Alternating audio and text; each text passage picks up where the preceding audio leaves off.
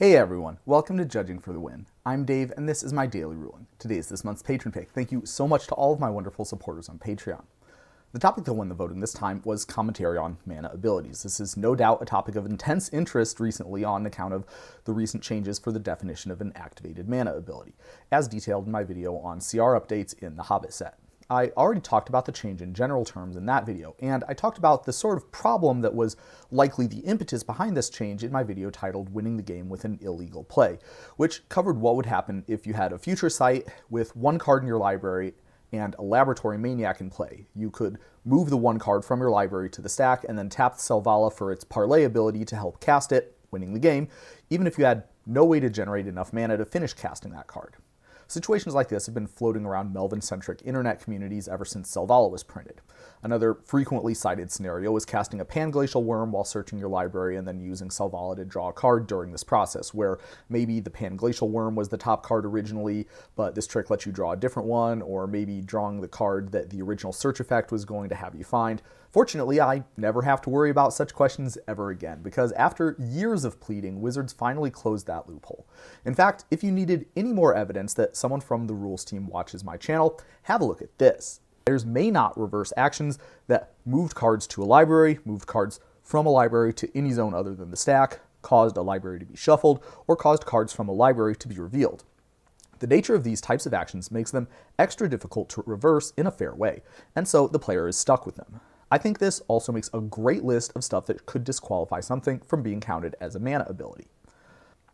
Now, as much of an ego boost as that called shot was, it does raise the question of why WotC didn't lift my proposed solution whole cloth, but maybe before that, we should go through a little bit of background on what changed and why to make sure that everybody's on the same page.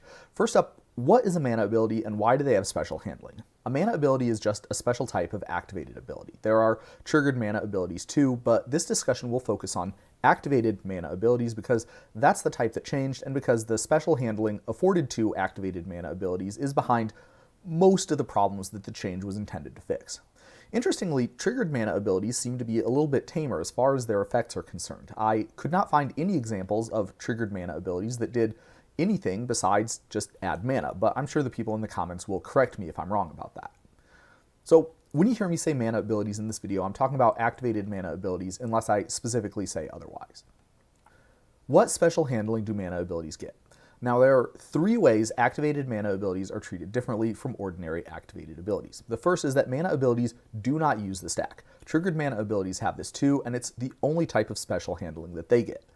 Mana abilities of either type cannot be responded to. They just resolve immediately after they're activated or immediately after their trigger event happens, whichever is appropriate.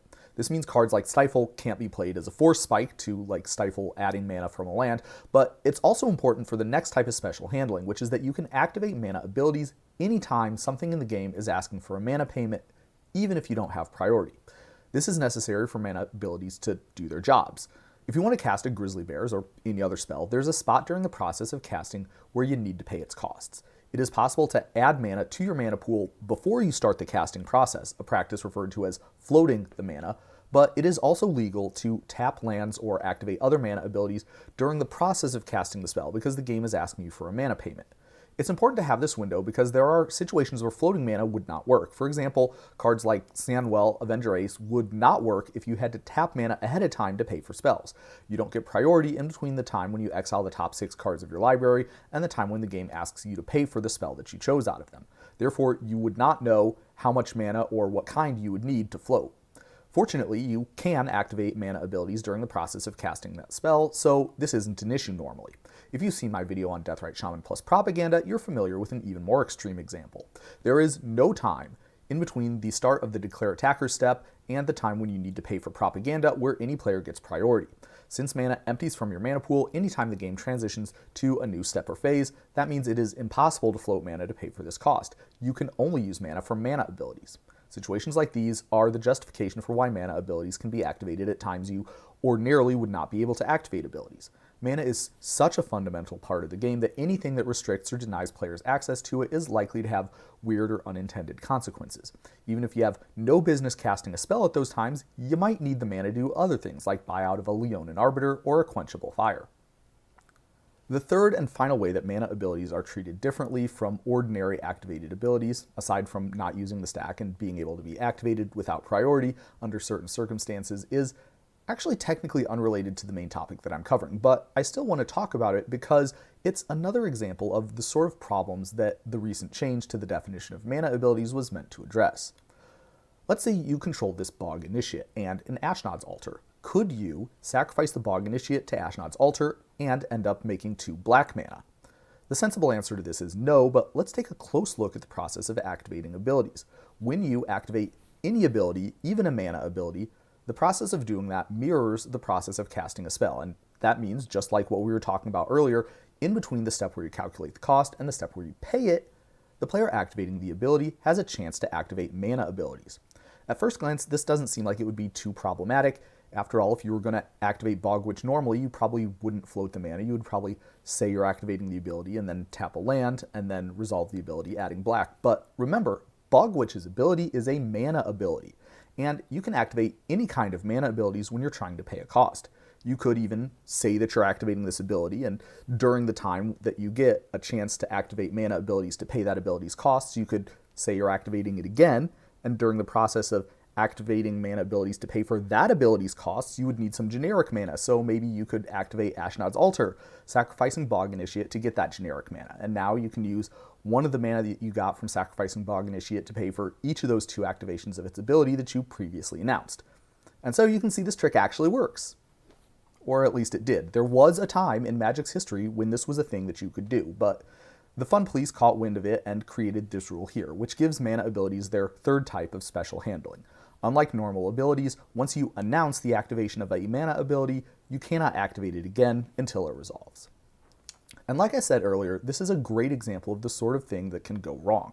Here's another example. Amy wants to cast some spell, so she moves that spell onto the stack. Then the game gives her a chance to activate mana abilities, so she activates the Lion's Eye Diamond to make 3 mana that she can then use to cast the spell. And of course, this is the reason why the text "activate only as an instant" appears in the current official wording of LED. Many players are confused when they see this text for the first time because it is an activated ability. Those are normally activated at instant speed, right? Why would the card need to spell that out explicitly? The reason is because LED's ability is a mana ability, which means that it can actually be activated at super instant speed. The original intended functionality was that you could not use the mana from this card to cast a spell from your hand. So that clause was added to ensure that this is how it worked, even after the rules changed to the process for casting a spell and the concept of mana abilities that we have today. The problem is that there's lots of times that something can ask for a mana payment, which means that there's lots of times when a player might legitimately need to activate a mana ability. Unfortunately, that means it's hard to just prohibit activating the mana ability as a solution, the way the rules team did with the Bog Initiate and LED examples. So let's take a look at the other lever that they can pull, saying an ability doesn't count as a mana ability. And I think the poster child for this one is our good old friend Deathrite Shaman. The top ability of Deathrite Shaman is not a mana ability, even though it kind of looks like one. The reason is that it has a target, and if you look in the CR, it says an activated ability can only be a mana ability if it doesn't require any targets. Now, technically, that answers the question of why this ability isn't a mana ability, but it's not a satisfying answer. It's easy to feel like the rules are arbitrary or confusing if you don't know the reasoning behind them. So why does that rule exist? What's special about targets that makes them fundamentally incompatible with mana abilities? Take a moment to think about the answer for yourself before I just give it away. The problem is that mana abilities don't use the stack. The whole point of targets is that philosophically they exist so that your spell or ability can be responded to. You have to declare the targets ahead of time so your opponent knows what your spell will do and whether it's worth a response. If you remember back when Deathrite Shaman was legal, you might recall Deathrite battles, where you would respond to your opponent's Deathrite activation by exiling the card they had targeted with your own Deathrite, or a Scavenging Ooze, or some other card. The whole point of making the abilities on Deathrite Shaman targeted was to open the door to interactions like this. The card was balanced around that being a thing, well, kind of balanced, and making it so that targeted abilities could be mana abilities is fundamentally incompatible with that. I'm less sure why loyalty abilities are excluded, but my best guess is it's for psychological reasons. Given that loyalty abilities are always sorcery speed, floating mana is required when using them, and this takes away the biggest reason why mana abilities need special handling. In contrast, one of the most common ways to answer planeswalkers is to prevent them from activating their abilities, and many cards that do this have a special carve-out that allows mana abilities to still be activated. In normal gameplay, loyalty abilities therefore do not function like mana abilities. They function more like ritual spells that give you mana. So I think that the rules around why mana abilities were written to exclude loyalty abilities by definition was to match what people's expectations were in cases like these. Whatever the case, it's interesting to note that this part of the CR did not change when Planeswalkers were introduced in Lorwyn, but rather when the first loyalty ability that would have otherwise been a mana ability was introduced in Scars of Mirrodin. Now that we have all that background set, we can see that in cases where some sort of a problem arises with how mana abilities operate, the solutions have historically involved either letting the problematic ability stay being a mana ability but restricting when it could be activated, or excluding the problematic ability from being considered a mana ability. Which of these solutions is better depends on the nature of the problematic ability in question. Is it supposed to be a mana ability? Well, in the case of Selvala, the answer is unequivocally no. Like Planeswalker loyalty abilities, this ability is always used prior to the actual casting of the spell. There's no gameplay reason why you would ever want to do otherwise when it adds an uncertain amount of mana and draws a card that you might want to cast instead of the thing that you're casting. The only time someone didn't float this mana with this ability was in a judge question. This is a pretty clear-cut one with Selvala, and it shouldn't be a mana ability. But as I noted in my previous video, there's a little bit of a Heap of Sororities problem with how much extra stuff does a mana ability need to do before it gets too crazy to count. The line that I recommended in that video was to use the one from this rule here that talks about what actions can get rewound if a player starts to do an action but they're not able to legally complete it. As far as I know, there are no cards with mana abilities that reveal cards from a library or cause a library to be shuffled, in which case this is functionally identical to the change that we got. I would be extremely surprised to see a card ever get printed that had such a mana ability, so I think we're good for a while. And so that's my thoughts on this change. It's a big win. We got a huge amount of simplification, and it didn't really cost us much of anything.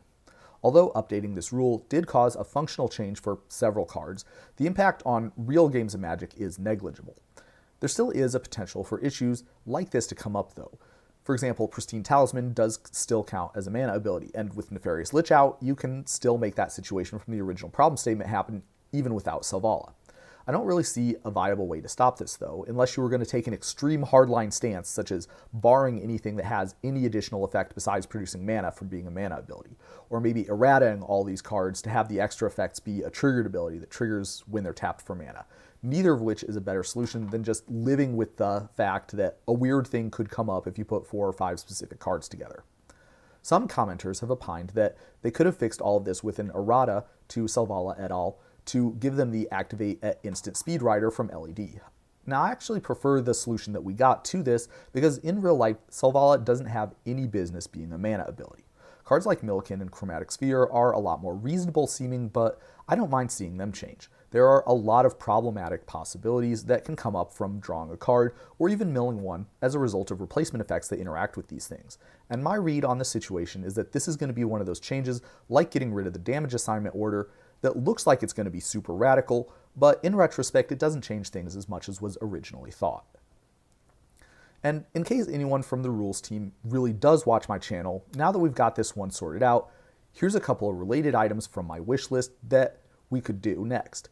Maybe we could clarify the requirements for what a triggered mana ability is, an issue that I discussed in depth in my video on Toph, the First Metalbender plus Caged Sun.